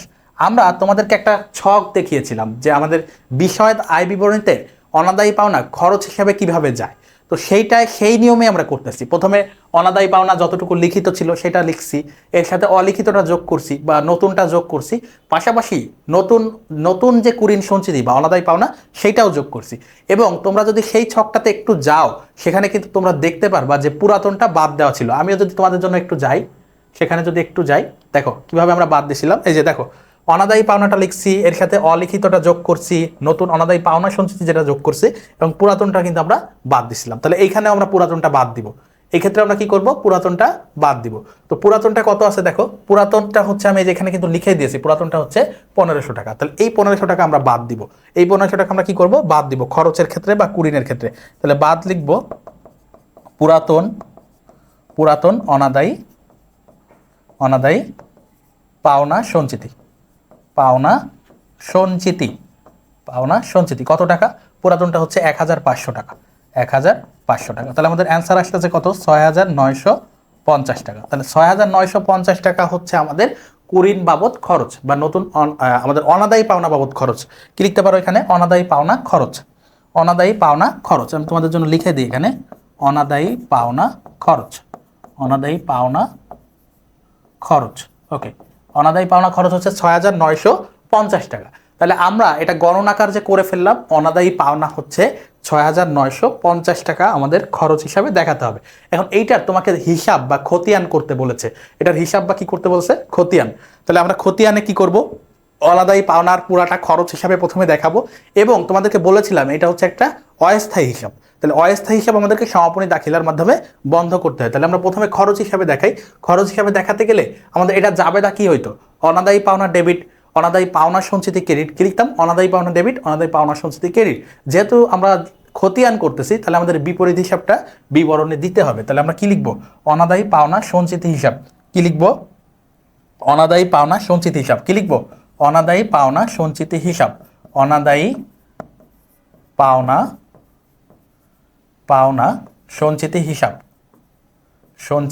হিসাব। কারণ কি আমরা করতেছি হচ্ছে অনাদায়ী পাওনা, এর বিপরীত হিসাবটা হচ্ছে অনাদায়ী পাওনা সঞ্চিতি হিসাব। কত বের করছি, 6950 টাকা। এবং যেহেতু এই পাওনাটা হচ্ছে খরচ, এটা যেহেতু খরচ, এটা হবে ডেবিট। এটা কি হবে, ডেবিট। তাহলে আমরা ডেবিট দিকে লিখি 6950 টাকা, 6950 টাকা। আমাদের জেরো হবে 6950 টাকা। এখন এটা যেহেতু অস্থায়ী হিসাব, এটা আমাদেরকে বন্ধ করে দিতে হবে। কার বিপরীতে বন্ধ করতে হবে, বিশদ আয় বিবরণীর আয় সারাংশ হিসাবের বিপরীতে। তাহলে খরচটা হয়ে যাবে ক্রেডিট, অর্থাৎ অনাদায়ী পাওনা হয়ে যাবে ক্রেডিট, পাশাপাশি আয় সারাংশ হবে ডেবিট। যেহেতু খরচটা ক্রেডিট করতেছি এবং এটা অনাদায়ী পাওনা হিসাব, তাহলে আমাদেরকে কি করতে হবে, ডেবিট নামের যে টাইটেলটা আছে বা বিপরীত যে টাইটেলটা আছে সেইটা দিতে হবে। একই তারিখে আমাদের কি করতে হবে, লিখতে হবে আয় সারাংশ হিসাব ডেবিট, আয় সারাংশ হিসাব, আয় সারাংশ হিসাব নামক টাইটেলটা দিতে হবে, আয় সারাংশ হিসাব। এবং এই আয় সারাংশ হিসাব কি, আয় সারাংশ হিসাব ডেবিট এবং আমাদের অনাদায়ী পাওনা, আমরা করতেছি অনাদায়ী পাওনা, সেটা তো ক্রেডিট, তাহলে আমরা ক্রেডিট দিকে লিখবো ৬,৯৫০ টাকা, ৬,৯৫০ টাকা। তাহলে আমাদের জের কি হচ্ছে, ডেবিট থেকে শূন্য জেরে রূপান্তর হলো। এটা হচ্ছে আমাদের অনাদায়ী পাওনার বিষয়। এখন আমাদেরকে অনাদায়ী পাওনা সঞ্চিতিতে যাইতে হবে। কি করতে হবে, সঞ্চিতিতে যাইতে হবে। তাই সঞ্চিতির ক্ষেত্রে কি ঘটতেছে দেখো, সঞ্চিতির ক্ষেত্রে যেটা ঘটতেছে, সঞ্চিতির ক্ষেত্রে আমাদের শুরুতে একটা অনাদায়ী পাওনা সঞ্চিতি ছিল। অনাদায়ী পাওনা কি ছিল, সঞ্চিতি ছিল। তাহলে আমরা এটা ব্যালেন্স বিডি লিখতে পারি। এই যে অনাদায়ী পাওনা সঞ্চিতির দেখো ১ তারিখের জের, তাহলে কি লিখতে পারি, ব্যালেন্স বিডি ১৫০০ টাকা, ১৫০০ টাকা। তাহলে আমরা কি লিখতে পারি, ব্যালেন্স বিডি, কি লিখতে পারি, ব্যালেন্স বিডি, ব্যালেন্স বিডি। এবং যেহেতু এটা সঞ্চিতি, সঞ্চিতির হচ্ছে বিপরীত সম্পদ, এই জন্য এটা সম্পদের বিপরীত হচ্ছে ক্রেডিট আর সম্পদ হচ্ছে ডেবিট। তাহলে আমরা এটা জেডটা লিখবো ক্রেডিটে। কত টাকা, ১৫০০ টাকা, ১৫০০ টাকা। তো আমাদের ব্যালেন্স পিডি ১৫০০ টাকা হয়ে গেল। এরপর আমাদেরকে কি করতে হবে, আমাদের যে প্রত্যেকটা, আমরা তো বলেছিলাম যে আমরা বরাদ সরাসরি পদ্ধতিতে কখনোই কি করব না, আমাদের সঞ্চিতি পদ্ধতিতে যাব না বা হচ্ছে প্রাপ্য হিসাবের অবলোপন করব না, আমরা সঞ্চিতি পদ্ধতিতে যাব, বরাদ্দ বা সরাসরি পদ্ধতিতে কখনোই করব না। এখন সঞ্চিতি পদ্ধতিতে করলে আমাদের যেটা হয়, আমরা যদি উদ্দীপকের দিকে যাই, দেখো এখানে অবলোপনকৃত অনাদায়ী পাওনার পরিমাণ নতুন আসতেছে হচ্ছে ২৫০০ টাকা। তাহলে এইটা যখন আমরা করছি তখন আমরা কি লিখছি, অনাদায়ী পাওনার ডেবিট, অনাদায়ী পাওনার সঞ্চিতি ক্রেডিট। তাহলে এই ক্ষেত্রেও কিন্তু আমাদের ২৫০০ টাকা সঞ্চিতি ক্রেডিট আসতেছে। এবং সেক্ষেত্রে আমরা বিপরীত টাইটেলটা দিব, কি লিখবো, বিপরীত টাইটেলটা লিখবো, বিপরীত টাইটেলটা লিখবো। তো বিপরীত টাইটেল যখন খরচ ধার্য করা হয়ে যায় তখন কিন্তু প্রাপ্য হিসাবের বিপরীতে আমাদের কুড়িন সঞ্চিতি কাটা হয়ে যায়। এজন্য আমরা লিখতে পারি প্রাপ্য হিসাব, প্রাপ্য হিসাবটাকে লিখতে পারি বিপরীত হিসাবে। প্রাপ্য হিসাব কত টাকা, একবার করছি হচ্ছে দেখো, একবার করেছি ২৫০০ আর একবার করেছি ২০০০। তাহলে এই দুইটাই হচ্ছে আমাদের ডেবিট, এই দুইটাই কি আমাদের ডেবিট। তাহলে প্রাপ্য হিসাব হচ্ছে একবার ২০০০, ২০০০। তাহলে ১৫০০ থেকে যদি তোমরা ২০০০ টাকা ক্রেডিট করতে চাও, কি করতে চাও, ক্রেডিট করতে চাও, আমাদের অনাদায়ী পাওনা সঞ্চিতি যখন ডেবিট হয়ে গেল তখন আমাদের এইখানে কত জের আসতেছে দেখো, একবার আসতেছে ৫০০ টাকা, আরেকবার আসতেছে আমাদের প্রাপ্য হিসাব, আরেকবার প্রাপ্য আসতেছে কত, প্রাপ্য হিসাব নামক, প্রাপ্য হিসাব কিন্তু ক্রেডিট এবং আমাদের অনাদায়ী পাওনা সঞ্চিতি কিন্তু ডেবিট। সেক্ষেত্রে আমরা প্রাপ্য হিসাব, অনাদায়ী পাওনা সঞ্চিতির বিপরীত যে হিসাব সেটা কিন্তু বিবরণে লিখতেছি। আবার প্রাপ্য হিসাব দেখে উল্টাপাল্টা মনে করো না, আমাদের খতিয়ানের নিয়মই হচ্ছে টাইটেলে লিখতে হবে বিপরীতটা। এবং অনাদায়ী পাওনা সঞ্চিতি যেহেতু ক্রেডিট ডেবিট, সেহেতু আমরা ডেবিটের যে টাইটেল আছে সেটা লিখতেছি। তাহলে এখানে আবারও হবে ২৫০০ টাকা, কত হবে, ২৫০০ টাকা। তাহলে এখানে কত আসলো, ৩০০০ টাকা। তো দেখো আমাদের জেডটা হয়ে গেল ডেবিট। এরপরে আমরা কি করব, অনাদায়ী পাওনা, কোথায় যাব, অনাদায়ী পাওনা খরচে চলে যাব, অনাদায়ী পাওনা খরচ। তো অনাদায়ী পাওনা খরচ যখন আমরা লিপিবদ্ধ করছি, অনাদায়ী পাওনা খরচ যখন খতে লিপিবদ্ধ করছি, তখন এর বিপরীতে কি আসছিল, অনাদায়ী পাওনা সঞ্চিতি নামক একটা ক্রেডিট আসছিল। তো সেইটা হচ্ছে আমাদের ৬,৯৫০ টাকা। তাহলে এখানে অনাদায়ী পাওনা সঞ্চিতি কত আছে, ৬,৯৫০ টাকা ক্রেডিট আছে, কি আছে, ক্রেডিট আছে। তাহলে আমরা লিখতে পারি অনাদায়ী পাওনা, কি লিখবো, বিপরীত যে হিসাবটা আছে সেটা লিখবো, অনাদায়ী পাওনা, অনাদায়ী পাওনা বিপরীতটা লিখলাম। এবং আমাদের এখানে জের কিন্তু ক্রেডিট ৬,৯৫০ টাকা, ৬,৯৫০ টাকা। তাহলে এখানে দেখো ডেবিট জের ছিল ৩০০০, এখানে আসলো ক্রেডিট জের। তাহলে এই দুইটার বিয়োগফল করো, ৩,৯৫০ টাকা হচ্ছে আমাদের অনাদায়ী পাওনা সঞ্চিতির ক্রেডিট জের। অনাদায়ী পাওনা সঞ্চিতির ক্রেডিট জের কত, ৩,৯৫০ টাকা। তো এই ছিল আমাদের ক্ষয়ের রিকোয়ারমেন্ট, এটা কি ছিল, খ নাম্বারের রিকোয়ারমেন্ট। এরপরে আমরা যদি গতে যাই, গয়ের ক্ষেত্রে আমাদেরকে কি বের করতে বলছে, গয়ের ক্ষেত্রে আমাদেরকে বলছে অনাদায়ী পাওনা হিসাব এবং অনাদায়ী পাওনা সঞ্চিতি হিসাব, আয় বিবরণী, আয় বিবরণী এবং আর্থিক অবস্থার বিবরণী। এবং কোথায় দেখাতে বলছে, আর্থিক অবস্থার বিবরণীতে কিভাবে প্রদর্শিত হবে তা দেখাও। এটার জন্য দুইটা ছক দেখাইছিলাম ক্লাসের শুরুর দিকে। তো সেই ছক দুইটা অনুযায়ী আমাদের করতে হবে। আয় বিবরণীতে আমাদের পুরাতনটা দিয়ে শুরু করতে হবে, নতুন দুইটা যোগ করতে হবে, পুরাতন সঞ্চিতিটা বাদ দিতে হবে, এবং বিশদ আয় বিবরণীতে আমরা প্রাপ্য থেকে নতুন দুইটা বাদ দিব। এই হলো আমাদের কাজ। তাহলে আমরা গতে চলে যাই। গতে আমরা প্রথমে বিশদ আয় বিবরণীতে লিখি, বিশদ আয় বিবরণীতে লিখি আমরা কি লিখবো, অনাদায়ী পাওনা, কত কি লিখবো, অনাদায়ী পাওনা, অনাদায়ী পাওনা। অর্থাৎ তোমরা যদি আরেকটু খেয়াল করো, এই যে এই অংশটাই আমরা লিখবো, এই যে নতুন অনাদায়ী পাওনা, এটা দিয়েই শুরু করতেছি। তাহলে অনাদায়ী পাওনা আমাদের কত, ২৫০০ টাকা, ২৫০০ টাকা। অনাদায়ী পাওনা ২৫০০ যোগ যোগ নতুন অনাদায়ী পাওনা, যোগ কি, নতুন অনাদায়ী পাওনা, নতুন অনাদায়ী পাওনা। নতুন অনাদায়ী পাওনা কত হয়েছে? 2000 টাকা। কত হয়েছে? 2000 টাকা। এখানে দেখো যে নতুন অনাদায়ী পাওনা হয়েছে আমাদের 2000 টাকা। এই যে অলিখিত বা নতুন অনাদায়ী পাওনা হয়েছে 2000 টাকা। তাহলে এটা আমরা যোগ করলাম, কত হইল? 4500 টাকা। যোগ নতুন অনাদায়ী পাওনা সঞ্চিতি। যোগ কি? নতুন অনাদায়ী পাওনা সঞ্চিতি। নতুন অনাদায়ী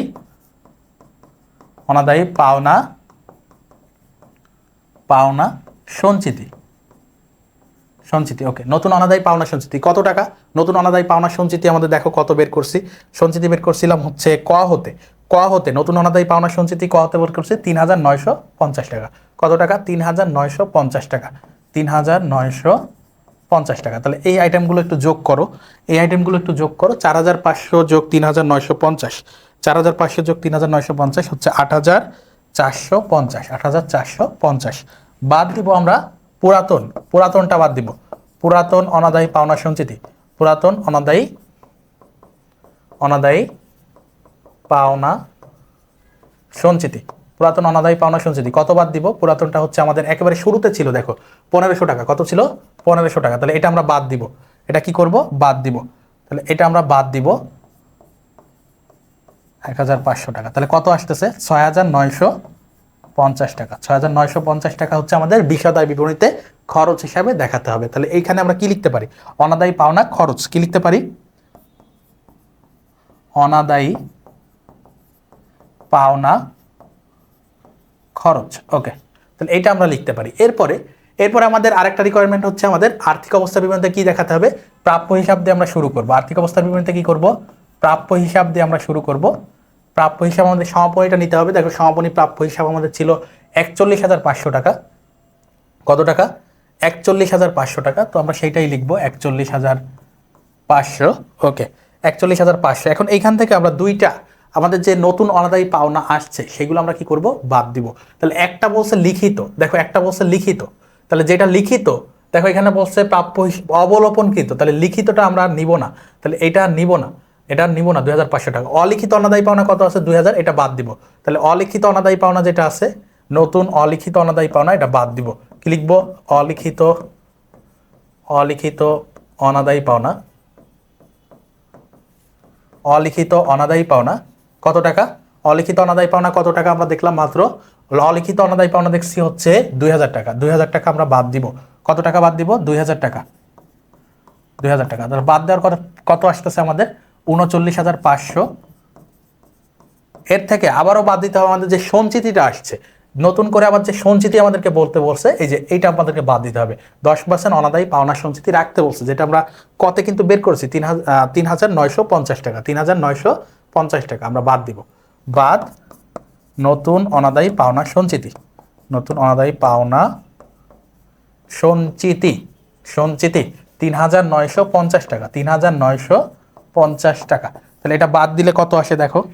39,500 মাইনাস আমাদের কত? 3950 টাকা। তাহলে কত আসে? 35,550। 35,550। তো এই ছিল আমাদের ক নাম্বার, আমাদের 1 নং সৃজনশীলের গয়ের রিকোয়ারমেন্ট। আশা করি তোমরা সবাই বুঝতে পেরেছো। খুবই সহজভাবে তোমাদেরকে বোঝানোর চেষ্টা করেছি, এবং এই ধরনের সৃজনশীল আসে খুবই সহজ, খুবই ছোট ছোট অঙ্ক। এগুলো করতে কিন্তু খুব বেশি সময় লাগে না, কিন্তু বুঝতে গেলে একটু মনে হয় কঠিন লাগে এই চ্যাপ্টারটা তোমাদের কাছে। তো তোমরা যারা এই চ্যাপ্টারের ম্যাথগুলো আমার সাথে সাথে শিখে ফেলতে পারবা, যারা এতক্ষণ মনোযোগ দিয়ে ক্লাস করেছো, তোমাদের এই ধরনের সৃজনশীল আসলে খুব বেশি সময় লাগবে না। সর্বোচ্চ 15 মিনিট লাগতে পারে পুরো সৃজনশীলটা সলভ করতে। আমি তো তোমাদেরকে পুরো বিষয়গুলো ভেঙে ভেঙে দেখানোর চেষ্টা করেছি, এই জন্য আমার একটু সময় লাগছে। কিন্তু আমি যদি তোমাদেরকে না বোঝাতাম বা নিজে করতাম বুঝে, সেক্ষেত্রে কিন্তু অনেক কম সময়ে করতে পারতাম। আমরা 2 নং সৃজনশীলে চলে যাব। আমাদের 2 নং সৃজনশীলে কি আছে? তো 2 নং সৃজনশীলে দেখো কিছু তথ্য দেওয়া আছে। এখানে 2018 সালের 1 জানুয়ারি অর্থাৎ প্রারম্ভিক কিছু তথ্য দেওয়া আছে, এবং পাশাপাশি 2018 সালের পুরো বছর জুড়ে প্রাপ্য হিসাব সম্পর্কিত লেনদেন দেওয়া আছে। এখন পহেলা তারিখে মানে প্রারম্ভিক যে জেরগুলো আছে, দেখো অনাদায়ী পাওনা সঞ্চিতির একটা জের দেওয়া আছে, পাশাপাশি প্রাপ্য হিসাবের একটা জের দেওয়া আছে। আচ্ছা, এবার সারা বছর ধরে কি হয়েছে? ধারে বিক্রয় হয়েছে, প্রাপ্য হিসাব থেকে আদায় হয়েছে, অনাদায়ী পাওনা অবলোপন করতে হয়েছে, অর্থাৎ যতটুকু আমরা নিশ্চিত হয়েছি ততটুকু সঞ্চিতি থেকে বাদ দিতে হয়েছে। নতুন অনাদায়ী পাওনার সঞ্চিতি 5,000 টাকা ধার্য করেছে। তাহলে এই বিষয়গুলো হচ্ছে আমাদের তথ্য দেওয়া আছে। আমাদেরকে বলেছে 2018 সালের অনাদায়ী পাওনা খরচের পরিমাণ। কি করতে বলেছে, খরচের পরিমাণ। তাহলে খরচ হচ্ছে আমাদের বিশদ আয় বিবরণীতে যায়, এবং বিশদ আয় বিবরণী একটি ছক তোমাদেরকে দেখিয়েছিলাম আমাদের প্রথম যে সৃজনশীল ছিল সেখানেও কিন্তু আমরা করেছি যে অনাদায়ী পাওনা দিয়ে আমরা শুরু করব, যোগ নতুন থাকলে সেগুলো যোগ করব, নতুন অনাদায়ী পাওনা সঞ্চিতি থাকলে সেটাও যোগ করব, পুরাতনটা আমরা বাদ দিব। তাহলে আমরা এই ক্ষেত্রেও সেম জিনিসটাই করব। অনাদায়ী পাওনা খরচের ক্ষেত্রে আমরা শুরুটা করব হচ্ছে আমাদের কি দিয়ে, অনাদায়ী পাওনা দিয়ে। কি দিয়ে করব, অনাদায়ী পাওনা দিয়ে। এবং এইখানে দেখছো অনাদায়ী পাওনা, নতুন অনাদায়ী পাওনা নামে কোনো কিছু নেই, বরং অনাদায়ী পাওনা অবলোপন। তাহলে এইটাকে আমরা বলছি নতুন, এবং নতুন অনাদায়ী পাওনা সঞ্চিতি আছে, এটা আমরা যোগ করব। পাশাপাশি পুরাতনটা আমরা কি করব, বাদ দিব, পুরাতনটা আমরা বিয়োগ করব। তাহলে দুইটি আমরা পেলাম যোগ, একটি পেলাম বিয়োগ। তাহলে আমরা লিখতে পারি নতুন অনাদায়ী পাওনা 2500। কি লিখতে পারি, নতুন অনাদায়ী পাওনা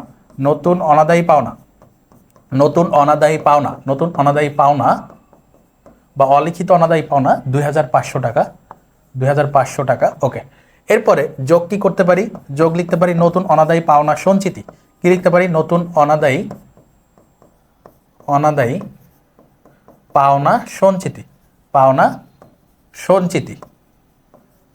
ওকে, নতুন অনাদায়ী পাওনা সঞ্চিতি কত টাকা, নতুন অনাদায়ী পাওনা সঞ্চিতি দেখো 5000 টাকা আছে। তাহলে 5000 টাকা আমরা যোগ করব। কি করব, 5000 টাকা আমরা যোগ করব। এরপরে দেখো তাহলে দুইটা যোগ করে হলো আমাদের 7500। এখান থেকে আমাদের কি বাদ দিতে হবে, আমাদেরকে বাদ দিতে হবে পুরাতন অনাদায়ী পাওনা সঞ্চিতি খরচ নির্ণয়ের জন্য, পুরাতন অনাদায়ী পাওনা সঞ্চিতি।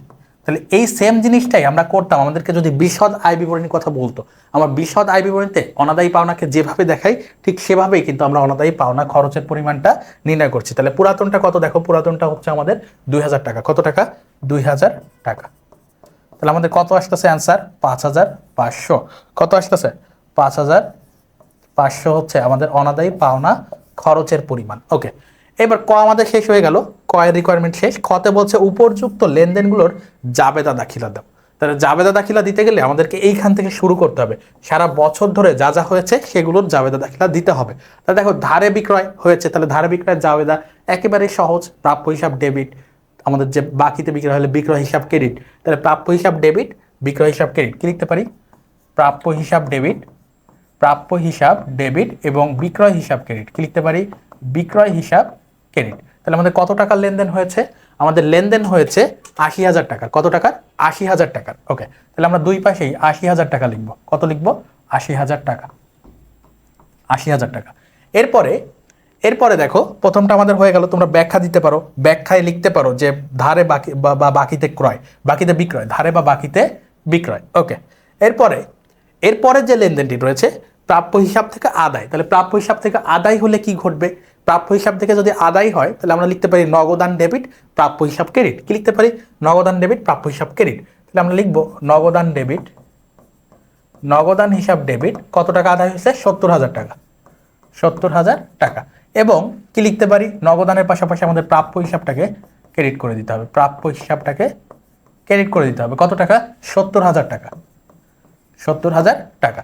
তাহলে এইটা আমাদের গেল, এবং এখানে তোমরা কিন্তু একটু ব্যাখ্যা লিখবা, যেহেতু ব্যাখ্যার কথা বলে নাই কিছু। যদি ব্যাখ্যা প্রয়োজন নেই থাকে সেক্ষেত্রে তোমরা ব্যাখ্যা দিবা না, কিন্তু যদি কোনো কিছু বলা না থাকে সেক্ষেত্রে একটু লিখবা। জাস্ট এখানে যে প্রাপ্য হিসাবের নিকট থেকে আদায়, এখানে লিখবা বাকিতে বিক্রয়, শেষ।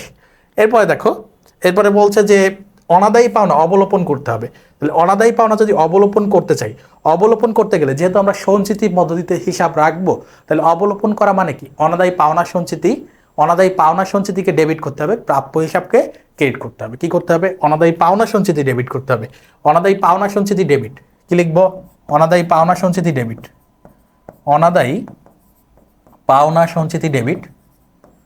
পাওনা সঞ্চিতি ডেবিট এবং পাশাপাশি কি ক্রেডিট, প্রাপ্য হিসাব ক্রেডিট,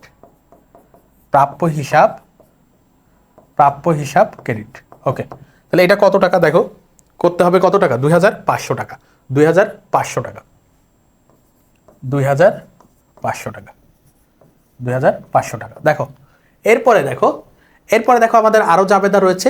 এখানে বলছে নতুন অনাদায়ী পাওনা সঞ্চিতি, তো এই বিষয়গুলো আমরা মূলত আমাদের যে কতে যে খরচের পরিমাণ নিয়ে আসছিলাম সেইখানে কিন্তু দেখাই ফেলছি।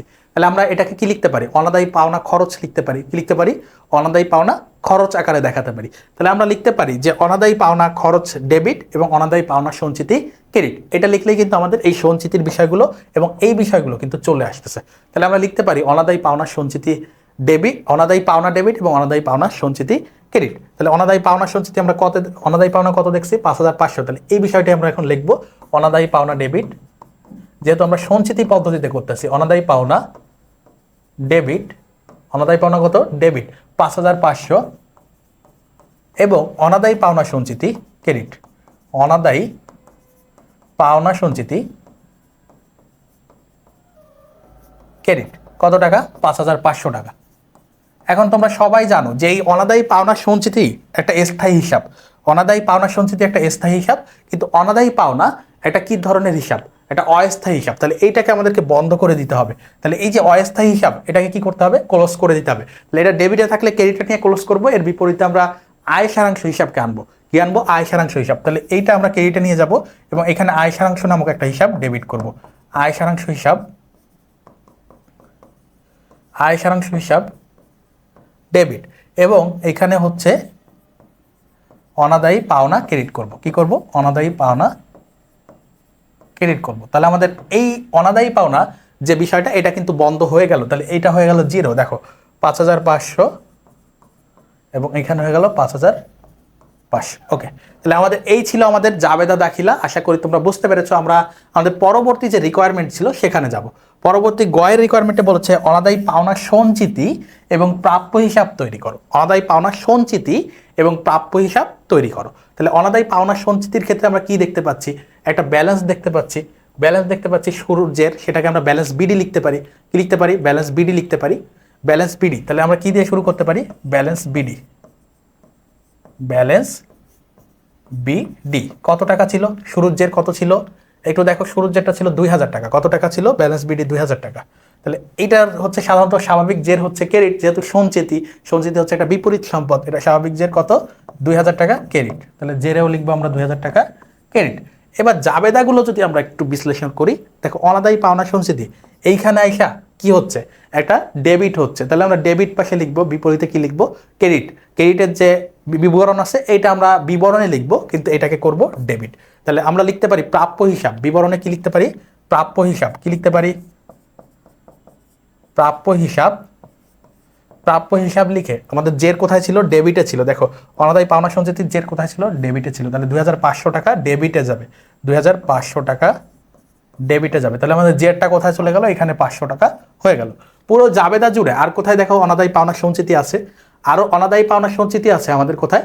এইখানে আছে অনাদায়ী পাওনা সঞ্চিতি। তাহলে অনাদায়ী পাওনা সঞ্চিতি আমরা ক্রেডিট করব 5,500 টাকা। এইখানে আছে আমাদের ক্রেডিট সাইডে। তাহলে অনাদায়ী পাওনা সঞ্চিতি আমরা কি করব? ক্রেডিট করব। অনাদায়ী পাওনা সঞ্চিতি, অনাদায়ী পাওনা সঞ্চিতি, অনাদায়ী পাওনা সঞ্চিতি। ওকে, অনাদায়ী পাওনা সঞ্চিতি আমরা কি করব?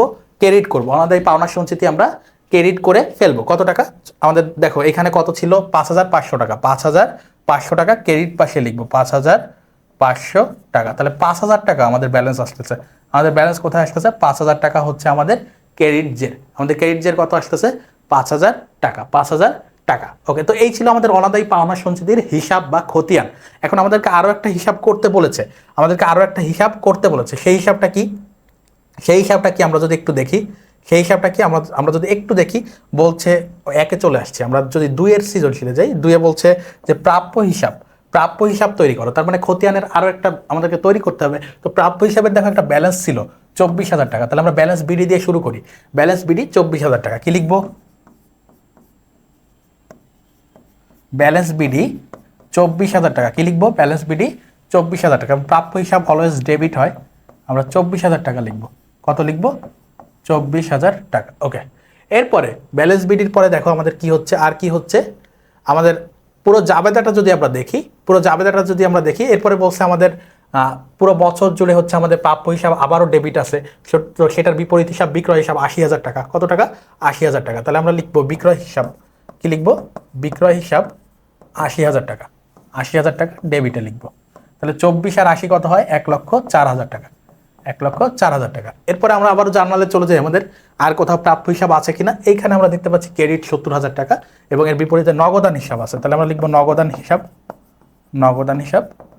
70,000 টাকা ক্রেডিটে 70,000। তাহলে 1,04,000 থেকে আমরা যদি 70,000 বাদ দিই, আমাদের 34,000 টাকা থাকতেছে ডেবিটে।